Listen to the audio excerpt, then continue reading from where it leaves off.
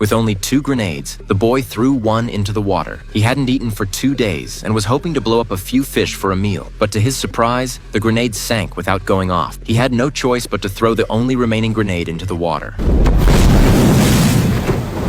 This time, the grenade exploded successfully, sending a spray of water into the air. But what he didn't expect was that instead of fish, a bunch of human corpses floated up. However, the boy wasn't scared. This was a post-apocalyptic world after the war, where the air and soil had been severely polluted. To survive, humans would do whatever it took, and the boy fully understood that harsh reality. Back on shore, he began to pretend to be a corpse, hoping to attract nearby stray dogs. He quietly gripped the machete hidden beneath his body, waiting for the dogs to attack. When they did, he sprang into action. The dogs bit into his arm, not knowing that his other hand was holding a machete. With one swift motion, the boy killed the dogs. But just as he was pleased with his kill and expected his father to bring him food, his father scolded him angrily. The reason was that the animal's internal organs contained a lot of toxins. To prevent the meat from becoming contaminated, the organs needed to be removed immediately, or else the meat would be inedible. As a result, their catch was wasted. His father told him to skin the animals and take the fur to the neighbor in exchange for food. But the neighbor,